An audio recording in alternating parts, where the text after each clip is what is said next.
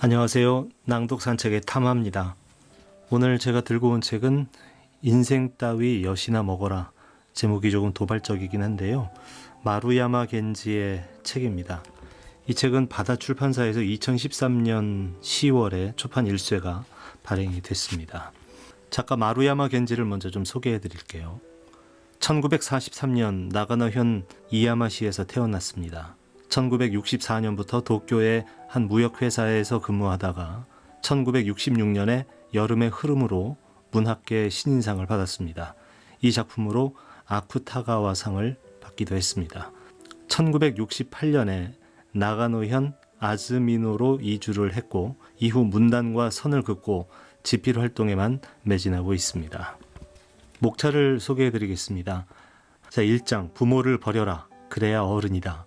2장 가족 이제 해산하자. 3장 국가는 당신에게 관심이 없다. 4장 머리는 폼으로 달고 다니나. 5장 아직도 모르겠나. 직장인은 노예다.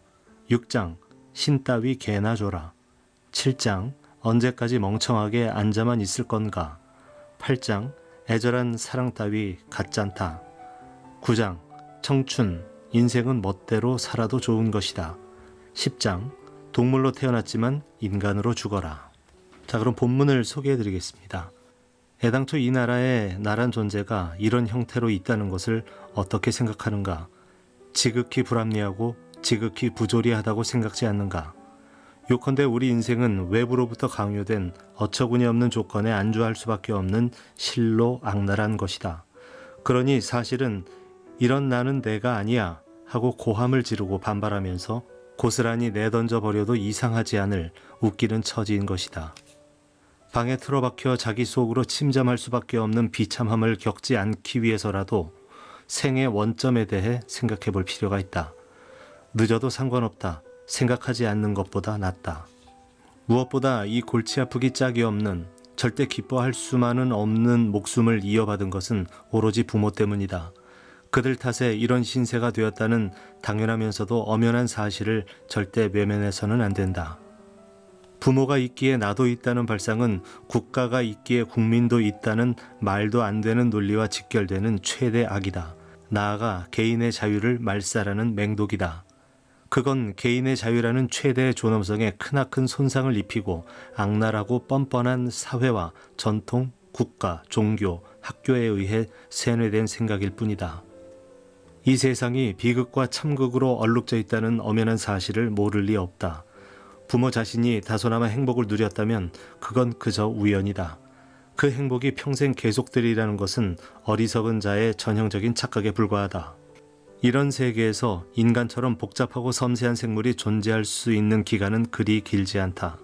오늘날까지 인간은 온갖 지혜를 쥐어짜 문명을 일으켜왔지만 그럼에도 웅덩이에 우글거리는 장구벌레와 다를 바 없는 허망한 존재라는 사실은 조금도 달라지지 않았다. 부모들의 무심함에는 그저 기가 찰 따름이다. 관찰력도 사고력도 없는 거의 동물에 가까운 생물이 인간의 꼴을 하고 있을 뿐이다. 그들이 판단력이라는 것을 약간이라도 갖고 있다면 이런 잔혹한 세상에 자식을 내보내는 무자비한 짓을 저질렀겠는가? 아무 배경 없는 자신으로 돌아가 처음부터 다시 생각해야 한다. 부모의 기대를 저버리는 일에 두려움을 느끼거나 주저함이 있다면 그건 어렸을 때부터 부모를 포함한 가정 환경에 쇠뇌되어서다. 맨몸으로 백지 상태에서 처음부터 인생을 다시 시작할 수 없는 자는 설령 부모 못지않은 공적과 업적을 남겼다 해도 또 세상이 그를 제 아무리 칭찬한다고 해도 마음 한편에는 인생을 절반밖에 살지 못했다는 돌이킬 수 없는 후회가 눌어붙게 될 것이다. 자식을 키우는 기쁨은 무엇과도 바꿀 수 없다는 말은 언뜻 사랑이 넘치는 바람직한 것으로 여겨질지도 모른다. 하지만 어차피 그것은 부모의 동물적인 이기심에 지나지 않는다. 그런데 이런 유형의 부모가 가장 많다. 그래서 인류가 이렇듯 존속해온 것이고 다양한 비극을 거듭해온 것이다. 가장 악질적인 경우는 자식을 이용해 이득을 취하려는 부모, 자신의 노후를 책임지게 하고 보살핌을 받고 싶어 자식을 낳는 부모. 그런 부모는 애당초 부모라 할 수 없다. 자신을 위해 자식을 희생시키는 부모는 남보다 훨씬 못한 악마나 다름없다. 부모라는 것은 이렇듯 애매모호한 존재다. 부모의 사랑에 거짓이 없다고 믿는 것은 부모 자신뿐이다. 인간이 아닌 동물들이 새끼에게 보이는 대가성 없는 사랑의 정반대 지점에 있는 이기적인 사랑. 안타깝게도 그것이 바로 인간이라는 부모가 보이는 사랑의 진실이다. 부모와 자식이 좀 더 빨리 서로의 길을 걸었다면 양쪽 모두 사는 기술을 일찌감치 체득해 이런 비참한 결과는 맞지 않았을 것이다. 그저 서로에게 의지하고 어리광을 피우는 관계는 진정한 부모 자식이라 할 수 없다. 자식은 언젠가는 부모를 떠나지 않으면 안 된다. 가정 환경이 어떻든지 자식은 아무튼 학교를 졸업하면 당장 집을 나가야 한다. 그 시기는 빠를수록 좋다. 그럴 수 있느냐 없느냐에 인생의 모든 것이 달려있다. 어디까지나 스스로 결심하고 스스로 길을 결정하고 자신의 의지로 집을 나가는 것이다. 그것이야말로 자식의 의무이며 다른 것은 전혀 필요치 않다. 결심이 굳세지 않으면 평생 부모에게 묶여 살 수밖에 없다. 자신에게 잠재된 능력을 최대한 발휘할 수 있는 기회를 철저하게 빼앗기고 사는 참맛을 모르고 죽는 날을 맞게 될 것이다. 육체적인 죽음보다 훨씬 가혹한 것이 이런 형태의 정신적인 죽음이다. 집을 떠난다는 것은 제2의 탄생을 뜻한다. 제1의 탄생은 하나에서 10까지 모두 부모의 의지에 따른 것이지만 제2의 탄생은 그 전권을 자식이 쥔다. 인생 최대의 사건이며 한없이 위대한 행위이다. 그리고 그것은 진정한 삶을 쟁취하느냐 마느냐의 분기점이기도 하다. 성인이 되었다는 표식은 집을 나가는 것이다. 요컨대 집을 떠나는 것이 성인식인 셈이다. 감정을 요리에 비유하자면 간을 맞추는 소금이라 할 수 있겠다. 사람답게 살려면 그만큼 중요한 요소이자 조건인데 그렇다고 소금만 있어서야 곤란하다. 그 양도 문제다. 사회가 안정되면서 부모 자식이 사이좋게 붙어 사는 것을 참된 사랑이라 여기는 풍조가 만연해 있다. 이런 관계에서 온갖 불행이 싹튼다. 요컨대 기이하게 보일 만큼 긴밀한 부모 자식 관계가 서로의 성장을 방해하는 것이다. 가정이 추악한 꼴로 붕괴되기 전에 가족은 아름다운 꼴로 해산해야만 한다. 가정이나 가족은 어디까지나 일시적인 결속에 지나지 않는다. 각자의 세계로 돌아가는 것이야말로 자연스럽고 건전한 숙명이다. 동물은 모두 그렇게 함으로써 삶의 건강함을 유지하고 있다.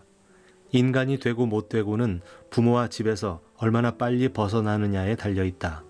일단은 부모를 버린다. 집을 버린다. 설령 부모 몸이 여기저기 고장났어도 혼자 움직일 수 있을 정도라면 멀찍이서 지켜보는 정도면 된다. 요즘 젊은 애들은 부모를 버리고서도 태어나다는 노인네들의 투정을 혹시라도 귀담아 들어서는 안 된다. 미안해해서도 안 된다. 자식을 생각지 않는 부모는 없다는 말이 입에 붙은 그들의 실체는 교활함 그 자체이다. 그저 낳았을 뿐인데 자식을 소유물로 간주한다. 자신을 위해 존재하고 또 자신을 위해 이것저것 보살피는 편리한 가정부라 착각한다. 이 때문에 학교며 직장이며 결혼 상대며 하나에서 10까지 모든 것이 자신이 깔아놓은 레일 위를 달려야 마땅하다고 믿는 것이다. 합리적인 말이 합리적으로 통하는 부모 자식 사이가 되기를 바란다면 진심을 털어놓고 부딪혀야 한다. 상대에게 상처를 주고 싶지 않다. 나 역시 상처를 받고 싶지 않다는 이유로 속을 내비치지 않는 것은 배려 따위가 아니다. 비겁한 것일 뿐이다. 부모가 이해를 하든 못하든 하고 싶은 말을 다 했으면 단호하게 부모를 떠나야 한다. 그렇게 하지 않으면 우는 소리에 홀딱 넘어갈 위험성이 커진다. 부모와 자식은 운명적인 필연성이 있는 관계가 아니다. 즉 부모는 자신의 인생을 전적으로 책임져야 마땅하다. 자식에게 그 일부를 지우려는 생각은 추악하기 짝이 없다. 그것은 자식 역시 마찬가지다. 자식은 우선 자신이 어떻게 키워졌는지를 정확하게 파악해야 한다. 그래서 성격이 어떠한지를 분명하게 인식할 필요가 있다. 절대 돌아오지 않겠다고 단단히 마음먹고 약간의 돈만 지닌 채 맨손이나 다름없이 집을 떠난다. 마치 밤 산책이라도 나가듯이 훌쩍, 심각하게 굴 필요도 없다. 가벼운 기분으로 실행하면 된다. 일단 그 입구를 통과하기만 하면 부모에게 기대 얻는 안정 따위는 하잘것 없어진다. 그것이야말로 젊음의 특권이 아닌가. 자립할 능력이 있는데도 그 길을 걸으려 하지 않는 것은 수치다. 이 이상의 수치가 없다. 젊은이에서 노인에 이르기까지 홀로 살아가는 것을 회피하고 있다. 여자는 뒷바라지까지 강요당한다. 불행하게도 정신은 어린애인 상태로 어른이 되어버린 남자들을 평생 지키고 보호하지 않으면 안 되는 것이다. 과거 인간은 다른 야생동물과 마찬가지로 비록 수명은 짧고 위험이 가득한 환경에 살았지만 살아있는 것만으로도 충만감을 얻을 수 있는 행복한 존재였다. 그런데 문명의 발달이 가져다준 편리함과 복잡함이 일의 대부분을 불쾌하고 고통을 수반하는 것으로 변질시켰고, 이는 비관적인 인생관과 불행의 원천이 되었다. 인류의 모든 고뇌가 바로 여기서 비롯되었다. 처음부터 인생의 모든 것을 바칠 작정으로 친구들도 다 그렇게 하고 있다는 이유로 직장인이 되는 것은 그야말로 어리석음과 아니함의 극치라고밖에 달리 표현할 말이 없지 않은가. 남에게 고용되는 처지를 선택하는 것은 자유의 구하를 스스로 방기하는 것이다. 인생 전부를 남의 손에 빼앗기는 것이다. 국가란 국민이 모두 함께 나눌 수 있는 막연한 개념으로 뒤덮인 최고의 재산이 아니다. 불과 한 줌도 안 되는 인간들이 독차지한 더없이 실질적이고 구체적이며 불합리한 사유물이다. 국가가 국민의 것이었던 적은 동서고금을 막론하고 단 한 번도 없다. 이것은 이 세상을 살아가는데 반드시 필요한 대원칙이며 평생 변하지 않는다는 사실을 명심해야 한다. 통솔하는 자들은 나라가 어떤 상황에 빠져도 풍족한 생활을 포기하려 하지 않는다. 세상을 위하고 사람을 위해서라는 말은 어디까지나 명분에 불과한 새빨간 거짓말이다. 어느 면으로 보나 그렇게 훌륭한 사람들이 아니다. 생긴 꼴부터가 악당의 전형이다. 그럼 국민은 어떠한가? 제대로 생각지도 않거니와 인간을 보는 안목을 키우지도 않고서 골치가 아파서 잘 모르겠다는 이유로 정치에 대해서는 관심을 가지려 하지 않는다. 그러고는 얍삽한 이미지만 쫓아 인기 투표라도 하듯이 인상이 꽤 괜찮은 사람이라는 말도 안 되는 이유로 잡배들에게 귀중한 한 표를 던진다. 그러니 양쪽이 똑같은 셈이다. 인간적인 수준이 너무도 낮은 탓에 그런 정부가 생겨난 것이다. 이들은 자신들보다 규모는 조금 작으나 파렴치한 욕망을 채우기 위해 자신들에게 적극적으로 다가와 협력하고 같은 편이 되어주는 국민에게는 사탕을 물려주고, 반대로 부정하고 비판하는 국민에게는 혹독한 채찍질을 가한다.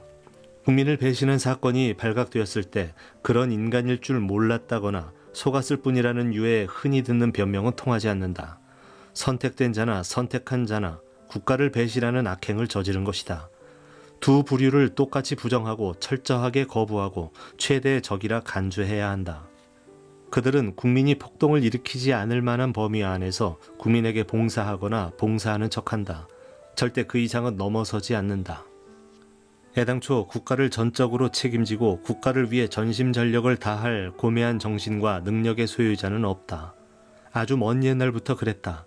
영웅이라는 자들이 영웅적 행동을 보이게 된 동기가 반드시 고매하지만은 않다. 인간은 왜 영웅과 지배자와 강자를 원하는가? 인간은 모두 지배받고 싶어하는 약자이기 때문이다. 초식 동물의 흔적인 그런 겁 많은 특질이 모여 불필요한 집단과 조직을 만들고 사회와 나라를 이룬다. 그리고 그 세계를 반듯하게 관리할 능력이 있을 법한 인물을 추대해서는 그를 따르고 충성할 것을 맹세함으로써 한순간이나마 안심하려 든다. 강자와 영웅을 원하는 유치한 소망과 그들에게 무턱대고 의존하는 것이 얼마나 위험하기 짝이 없는 사태를 초래하는지 충분히 인식해야 할 것이다. 권력이나 권위에 무조건 굴복하는 것이 얼마나 큰 비극을 불러오는지에 대해서도 마찬가지다. 국민에게 이 세상이 사랑과 친절로 가득하다는 착각과 솜사탕 같은 가치관을 심은 장본인은 결국 탐욕스러운 자들의 집단에 지나지 않는 국가라는 이름의 한 조직이다. 쉽게 쇠뇌되는 데다 쇠뇌되었다는 사실을 깨닫지 못하는 사람은 언젠가는 국가가 있어 국민도 있다는 부당한 의식을 갖게 된다. 자신의 종속적 처지에 굴욕감을 느끼지 않을 뿐더러 마침내는 자신을 잃어버리는 것에 쾌감마저 느낀다. 요컨대 죽은 자로 살게 되는 것이다. 불합리에 대한 분노를 포기한 인간은, 저항의 정신을 내던진 인간은 인간임을 포기했을 뿐만 아니라 삶 자체도 스스로 포기한 어리석고 우매한 자에 불과하다. 자신의 모든 것을 소유하고 싶다는 강한 소망과 자신에 대한 중대한 오인 따위는 아랑곳하지 않고 몸으로 부딪히는 두둑한 배짱과 파멸을 각오하고서 정신세계의 변경으로 떠나보려는 결의는 다 어디다 내다버렸는가. 정해진 운명이라는 인식밖에 없고 절망적인 체념밖에 하지 못하는 젊은이들이 늘어 국가는 크게 안도하고 있다.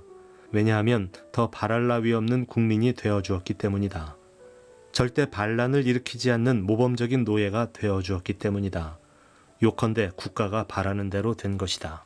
국가를 마음대로 조정하는 반국가적인 무리는 젊은이들이 국가가 원하는 양처럼 온순하고 순종적이며 로봇처럼 다루기 쉬운 국민의 모습에 한없이 가까워진 것을 환영한다. 젊은이들에게서 젊음이 사라지면 언젠가 국가는 피폐해진다. 생기도 패기도 없이 죽기만을 기다리는 사회를 낳아 사회 전체가 소리 없이 급속하게 뒤틀려 언젠가는 어처구니 없는 파국을 맞는다. 그런 결말이 분명하게 보인다. 적은 타국이 아니라 자국이다. 나도 모르겠다는 태도로 일관하면서 자기 일이 아니면 돌아보지 않는 삶의 태도를 근본적으로 바꾸지 않고 만화 영화에나 나오는 강자를 기다리다가는 정신이 들었을 때 독재자에게 굴복해 소총을 들고 군가를 흥얼거리며 행진하고 있는 허울뿐인 자신을 발견하게 될지 모른다. 총알바지의 하나로 최전선에 배치되어 희생을 강요당하고 있을지도 모른다. 나라를 통치하는 자들은 국민이 국가의 정체를 단박에 꿰뚫어 볼 만큼 현명하기를 원치 않는다. 그것이 본심이다. 그런가 하면 너무 어리석어 평범한 일조차 제대로 할 수 없는 인간이어도 곤란하다고 생각한다. 즉 그들의 정체를 알아채지 못할 정도의 어리석음과 노동의 정신에 반하지 않을 만큼의 현명함을 지닌 어중간한 국민을 이상적으로 여긴다. 또 그렇게 되기를 획책하면서 그 방침에 따라 세금을 쓴다. 그런 방침에 따르지 않고 공공연하게 반발하는 사람은 창가로 내몰아 찬밥 취급을 한다. 흡연이나 음주, 합법적인 도박이나 복권, 성산업과 마찬가지로 인터넷 게임 역시 국민의 불만 해소에 공헌한다. 요는 사회와 국가에 대한 불만이 팽만하거나 폭발하지 않기를 기대하는 것이다. 국민의 불만이 자신들에게 향하는 것을 미연에 방지하려는 속셈이다. 텔레비전도 한몫하고 있다. 국민을 언제까지나 어리석음에 묶어두기 위해 예능이다, 쇼다 하는 얼뜨기 프로그램을 줄줄이 방송하면서 사고력을 빼앗는다. 당장 재미있으면 그만이다. 속임수든 뭐든 무슨 상관이냐며 방심하게 해 국가가 저지르는 악행에 눈을 돌리게 한다. 어리석은 자가 될 것인가 아니면 현명한 자가 될 것인가 이는 지능지수나 학력차로 결정되지 않는다. 신문 사회면을 떠들썩하게 하는 강도나 살인 같은 명명백백한 악이 아니라 눈을 부릅뜨고 잘 봐야 알아볼 수 있는 언뜻 선처럼 보이지만 정의의 옷을 걸쳤을 뿐인 악을 간파할 수 있느냐 없느냐로 결정되는 것이다. 현명함과 어리석음의 차를 결정하는 것은 뇌의 양이 아니다. 정말 좋은 머리에 관해 이야기할 때에는 가장 먼저 의지가 얼마나 강한지를 문제 삼아야 한다. 오로지 자기 힘만으로 살아가려는 의지 여부에 따라 머리에 좋고 나쁨이 갈린다. 독서와 우애, 교양만으로는 그 왕도를 터득할 수 없다. 혼자 힘으로 이 가혹한 세상을 끝까지 살아보겠다는 마음가짐이 얼마나 강하고 굳은지에 모든 것이 달려있다. 몇 번이나 말하는데 편안하게 살 수 있는 세상이 아니다. 어른이 되어서도 부끄러운 줄 모르고 나는 어린애니까 라는 말을 아무렇지 않게 하거나 소년 같은 마음을 지닌 어른이고 싶다는 따위의 말을 태연하게 오히려 자랑스럽게 하는 남자들이 해마다 늘고 있다. 그들은 여자 앞에서 거드름을 피우며 가장으로서 위엄을 과시하지만 자신은 가계를 유지하기 위한 노동에만 종사하고 나머지는 전부 아내에게 맡기면 된다는 안이한 정신 상태로 요령을 부려가며 너절하게 살아간다.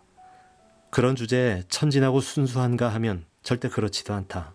너저분하게 얽혀있는 조직과 집단에 적극적으로 발을 들여놓아 그 세계에서 통용되는 비열한 힘을 의문 없이 흡수한다. 여자들은 어떤가? 그런 남자들에게 어딘가 모르게 불만을 느끼면서도 남자라면 을에 그렇다는 말에 묘한 안도감을 느낀다. 모성 본능이 이를 더욱 자극해 그런 남편을 뒷바라지하는 것이 아내의 소임이라는 왜곡된 의무감도 갖는다. 그렇다 보니 자식에게 쏟는 애정에 뒤지지 않게 남편에게 지나친 애정을 보이며 거기에서 여자로서 행복을 찾으려 한다. 인간은 분에 넘치는 두뇌를 갖고 있으면서도 그것을 사용하는 데에는 저항감과 고통을 느낀다.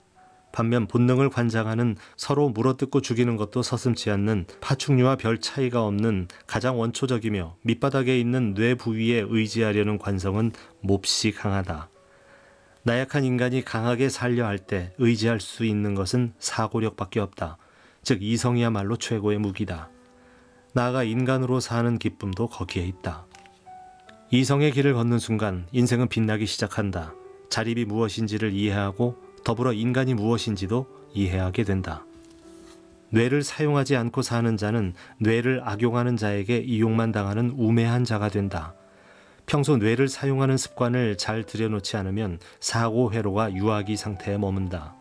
뇌를 사용하지 않는 버릇이 드는 데에는 여러 원인이 있는데 부모의 과도한 사랑이 가장 큰 원인이다.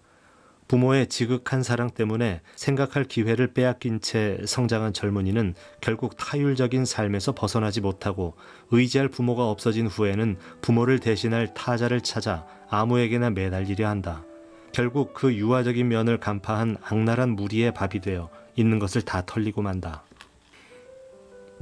바보처럼 착한 사람이란 어리석은 자의 대명사격이다. 품성이 착한 사람과 바보처럼 착한 사람을 같은 부류로 여겨서는 안 된다. 전자는 거짓에 넘어가지 않을 만큼의 사고력이 있지만 그렇다고 남을 속이려 하지는 않는다. 후자는 이제 막 인생이 시작되었는데 아직 어떤 목표를 향해 매진하지도 않았는데, 아니 목표조차 명확하게 정하지 않았는데 그럼에도 자신의 전부를 또는 사회 전체를 다 파악한 듯한 표정을 하고서 유치한 허무에 빠져 있는 사람들이다. 모든 것이 무의미하다는 결론을 내리고는 삐딱한 태도로 감정과 본능이 이끄는 태만한 생활에 빠져든다. 어렸을 때라면 모르겠는데 20이 넘어서도 부모와 직장과 사회와 국가와 각종 신에 의존하고 아내와 자식과 술과 도박과 방사에 의존하고 그리고 죽음에 의존한다. 이 얼마나 볼품없는 인생인가. 이런 말이 있다. 너를 키우는 자가 너를 파멸시키리니 타자에 기댄 삶의 끝은 파멸이라는 뜻이다. 정말 전곡을 찌르는 말이다. 자기 먹을거리는 제 손으로 벌겠다고 다짐하는 것은 성장에 빼놓을 수 없는 필수 조건이며 그것 없이는 자립도 있을 수 없다. 정들고 익숙한 부모의 비호에서 벗어나는 것은 지구 중력권 내에서 이탈하는 것만큼이나, 아니 어쩌면 그 이상의 에너지가 필요하다.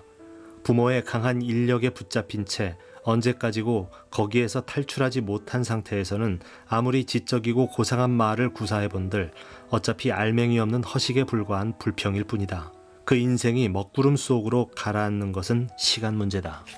부모의 수입에 의지해서는 자기 안에 어떤 위험이 도사리고 있는지 알 수가 없다. 그로 인해 부모 자식이 함께 파국을 맞은 예가 얼마나 많은가. 그 대부분이 엄마의 맹목적인 사랑이 원인이었다. 멀쩡한 젊은이가 하는 일이 있는데도 부모 집에 있다는 것은 말이 안 된다. 집을 떠나 생계를 유지하는 것이 가장 중요한 과제며 자립의 가장 기본 조건이다. 이것을 갖추지 않고서는 어엿한 어른이, 아니 재구실을 하는 인간이 되는 것은 불가능하다. 그러나 졸업한 후에 집을 떠나고 직장이 생겼다고 해서 그것으로 족한 것은 아니다. 회사에 다니는 사람이 되느냐, 자영업자를 지향하느냐에 따라 처지는 완전히 달라진다. 평범한 젊은이는 보통 직장에 취직한다. 자금 없이도 할 수 있는 자영업이 얼마든지 있다는 사실에는 눈을 돌리려고 하지 않는다. 그 외에 다른 길은 없는 것처럼 마치 상식 중에 상식이라는 듯이 곁눈질 한번 하지 않고 똑바로 직장인의 세계로 들어간다. 이는 큰 문제다. 지나치게 섣부른 결단이다. 출발선에 서는 동시에 인생을 내던지는 것이나 다름없다. 이 넓은 세상에 다양한 직종이 있는데 월급 받고 일하는 직장인이라는 위치를 왜 그렇게 간단하게 선택하는 것인가? 직장에 다니는 것이 몸도 마음도 편한 일이라고 믿고 있는가? 스스로 선택한 것도 아닌 인간 집단에 섞이면 어떤 일이 벌어지는지 알고 있는가? 음습한 인간관계의 성가심에 시달려야 하고 단조로운 일을 늘 반복해야 한다. 개인의 잠재 능력을 간파하는 안목을 지닌 상사 따위는 어디에도 없다. 설령 있다고 해도 능력 있는 부하에게 두려움을 느껴, 즉 자신의 지위가 흔들릴까 겁먹고 질투해 부하가 능력을 발휘하지 못하도록 발목을 잡을 확률이 훨씬 크다. 그런 세계다. 원하는 일은 아니지만 돈은 그 일로 벌고 취미에 몰두하는 삶을 선택하는 사람도 많다. 하지만 취미는 어디까지나 취미일 뿐이다. 애당초 일이냐 취미냐 하는 양자택일 자체가 잘못된 것이다. 생활의 기반인 일 자체가 재미있고 거기에서 사는 보람을 느낄 수 있어야지 안 그러면 살고 있으면서도 죽은 것이나 다름없는 신세가 되고 만다. 아무튼 직장이란 인간 취급을 받을 수 있는 곳이 아니라는 얘기다. 수입이야 많든 적든 소박 하나마 성취감을 느낄 수 있고 평생을 매진할 수 있는 일을 찾으려면 자영업밖에 없다. 직장인 세계의 명암을 충분히 알고서 선택한 길이라면 몰라도 대부분의 젊은이는 제대로 생각하거나 사전 조사조차 하지 않고서 널리 알려진 기업이라서 공무원은 쫓겨날 염려가 없으니까, 아버지와 친척들과 선배들이 걸어온 길이니까, 친구도 그러니까, 학교 선생님이 권해서, 세상 사람들이 보통 그러니까, 이런 어중간하고 이유도 아닌 이유로 직장인이 된다. 대체 누구의 인생이란 말인가?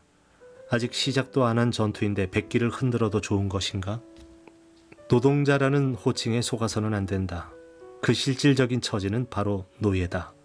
폭력으로 강요하는 것도 아닌데 자진해서 노예의 처지를 선택하다니 생각이 있기는 한 것인가? 자유의 의미를 제대로 이해하고 있는가? 하루 세 끼를 먹고 그럭저럭 남과 같은 생활을 하고 있는데도 왠지 하루하루가 밋밋하고 살아있음을 진심으로 즐거워하는 일도 없고, 새아침을 맞아본들 마음에서 우울함이 떠나지 않는 원인을 찾아본 일이 있는가? 야생에서 사는 동물들이 그렇게 가혹하고 불안정한 환경에서도 어떻게 그렇게 생기발랄할 수 있는지 생각해 본 적이 있는가?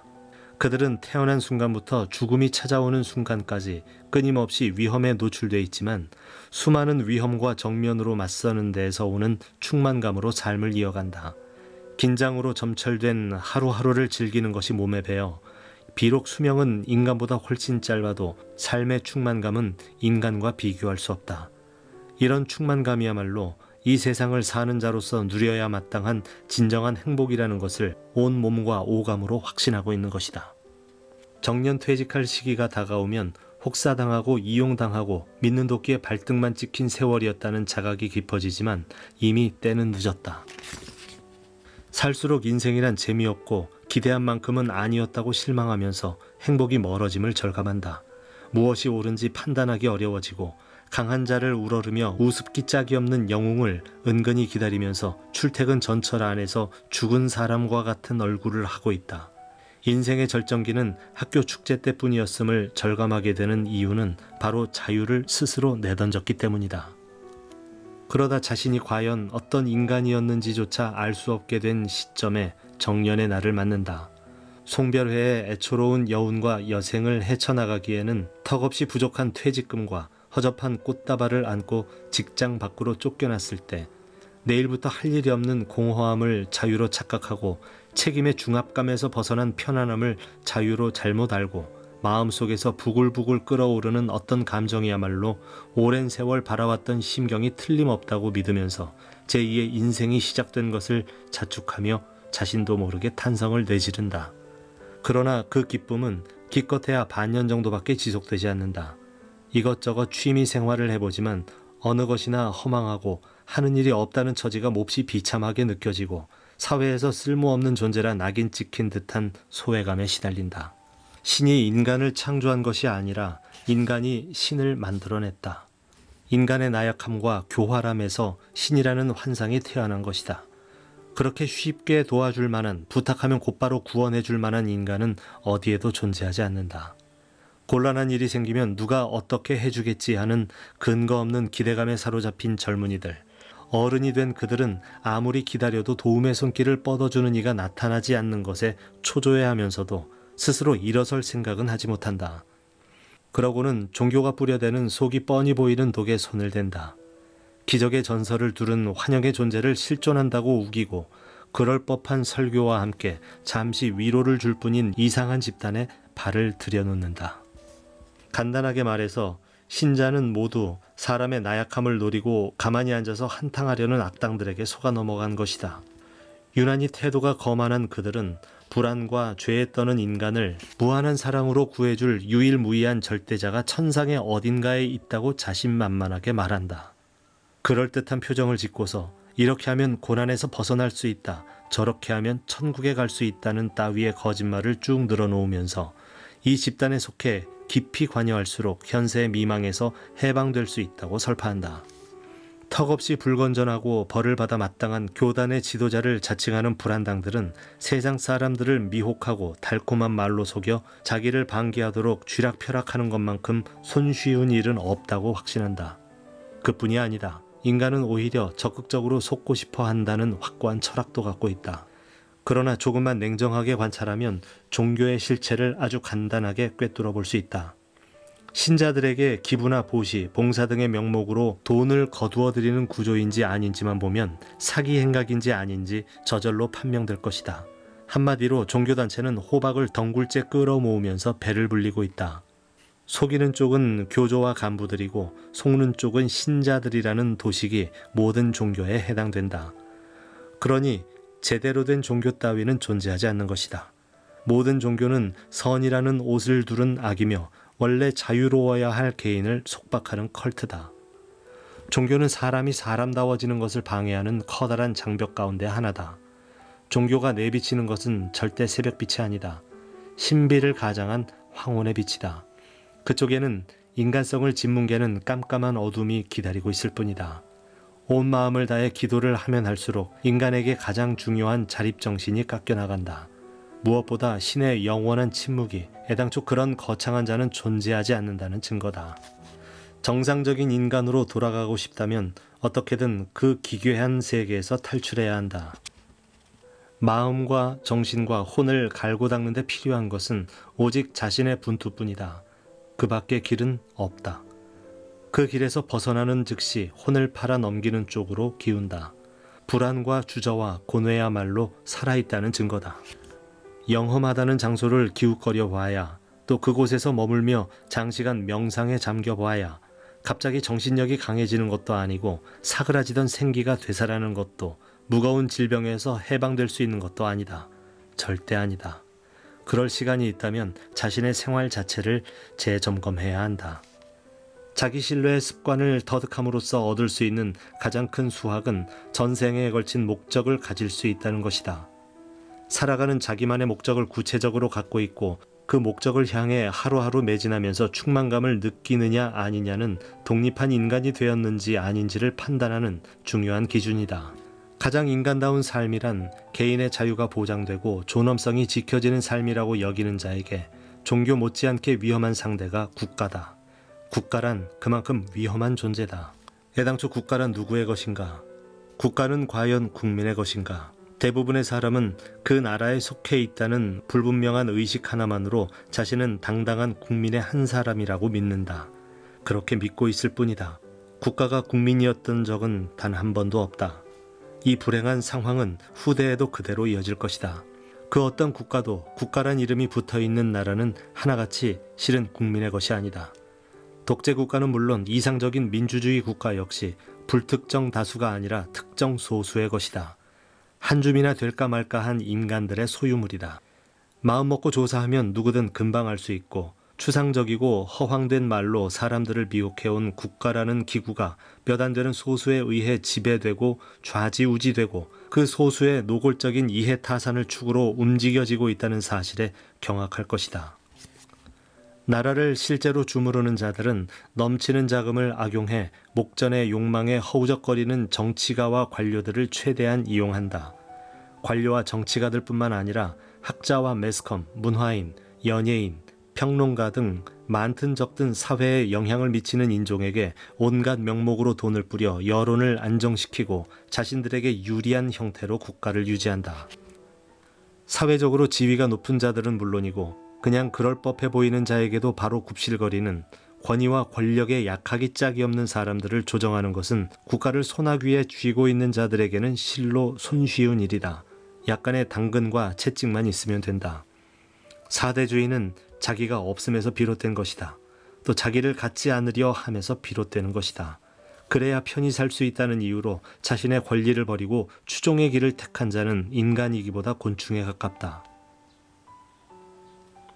국가를 소유한 자들은 당연히 특권적인 혜택을 계속 누리기 위해 온갖 대의 명분을 쥐어짜낸다. 그 대표적인 것이 민족주의를 내세운 애국 사상이다. 국가의 실체는 싹 가리고는 사실은 국민 취급을 못 받는 국민을 향해 국민이 국가를 사랑하는 것은 아주 자연스러운 감정이며 당연한 의무라고 설파한다. 그렇지 않다. 그건 좀 이상하다고 이의를 제기하는 자는 이 나라를 사랑하지 않는 자니 국민이 아닌 비국민이라고 분류하고, 급기야는 그렇게 이 나라가 싫으면 다른 나라에 가는 것이 좋겠다는 유의 냉소를 퍼붓는다. 그들은 뜬구름 같은 허황된 환상을 마치 신이라도 되는 것처럼 높은 위치에 올려다 놓고 거기에 엎드려 절하고 귀의하라고 직간접적으로 국민에게 강요하고 있지만, 그 그럴듯한 재단의 이면에는 욕망으로 얼룩진, 최종적으로는 자신들만 좋으면 국민 따위는 어떻게 돼도 상관없다는 이기적인 본심이 숨겨져 있다. 그들이 사용하는 수법은 시대와 더불어 더 교활해지고 있다. 그래서 표면적으로는 민주주의 국가를 표방한다. 이 나라는 당신들의 나라라고 착각하게 하고 불만이 폭발하지 않을 정도의 생활을 유지할 수 있게끔 세금도 적당히 뿌려주면서 눈에 잘 띄지 않는 교활한 수단으로 특정 소수가 부당하게 누리는 풍요의 떡고물을 누리고 있다. 그런 그들이 가장 두려워하는 것은 국민의 분노에 불이 붙는 것이다. 분노한 국민이 자신들을 향해 대규모 집회나 노동쟁이 등으로 격렬하게 추궁하는 것을 가장 경계한다. 그래서 그런 기미가 보이는 즉시 싹을 잘라버리려고 획책한다. 국가는 극소수의 소유물이지 우리 자신의 것이 아니라는 대전제를 명심하면서 살아가야 한다. 국가를 필요 이상 두려워해서도 안 된다. 국가를 안일하게 믿어서도 안 된다. 국가를 소나귀에 쥐고 좌지우지하는 것은 아주 평범하지만 욕망으로 가득한 그냥 인간이라는 사실을 잊어서는 안 된다. 생각하는 것을 꺼리고 싫어하는 것은 사람임을 스스로 포기하는 일이고 자기를 타자에게 맡기는 꼴이며 인간으로 태어난 가치가 없다고 외치는 것이다. 생애를 다 바쳐도 좋을 만큼의 궁극적인 목표와 목적은 환영 따위가 절대 아니다. 차분히 기다리고 말없이 시시각각 관찰하는 끈질김만 잃지 않는다면 반드시 찾을 수 있고 언젠가 만날 수 있는 현실 자체다. 진정한 목적을 지닌 자는 타인과 교류하는 것을 성가셔한다. 투신할 만한 가치가 있는 목표가 생긴 순간 시간이 귀중해져 인간관계를 꼭 필요한 범위로 좁힌다. 삶의 노예가 되는 한이 있어도 죽음을 좇는 자가 되어서는 안 된다. 오랜 시간 이어온 삶을 무시하고 찰나에 불과한 죽음에 집착하는 것은 너무도 바보스러운 짓이다. 생명의 친구는 어디까지나 삶이지 결코 삶의 부수적인 죽음이 아니다. 그러니 삶을 통해 죽음을 응시하는 것은 상관없지만 죽음을 통해 삶을 바라보아서는 안 된다. 삶은 어디까지나 자신의 의지로 쟁취하는 것이고 죽음은 가능한 한 물리치는 것이다. 그러기 위해 악전고투와 고생이야말로 생명의 가치가 숨겨져 있다. 나는 70 가까이 살면서 절체절명, 고립무원, 사면초가 등의 궁지에야말로 명실상부한 삶의 핵심이 숨겨져 있음을 느꼈다. 그 안에서 필사적으로 몸부림치는 과정에야말로 진정한 삶의 감동이 있다고 확신했다. 마음의 나태를 가벼이 여기고 행동으로 이어지지 않는 지식을 열심히 쌓아 올리는 것은 지성에 의존하는 것이 아니다. 동물로 이 세상에 태어났지만 맨 마지막에는 정신을 스스로 고취할 수 있는 인간으로 떠나야 비로소 고상한 인생이었다 할 수 있을 것이다. 네, 오늘 낭독 산책은 여기까지입니다. 인생 따위 엿이나 먹어라. 마루야마 겐지의 책을 소개해드렸는데요. 인생이란 멋대로 살아도 좋은 것이다 라는 부제를 달고 있는 책이었습니다. 책을 읽으면서 인상 깊었던 부분을 발췌해서 소개를 해드렸는데요. 아마 본문을 다 읽고 싶은 마음이 드시지 않을까 이런 생각도 듭니다. 저자의 말처럼 인생을 내 멋대로 내 의지대로 적극적으로 선택하면서 살아야 되겠다 하는 생각을 다시 한번 해보게 됐습니다. 함께 해주셔서 감사드리고요. 지금까지 타마와 함께 하셨습니다. 고맙습니다.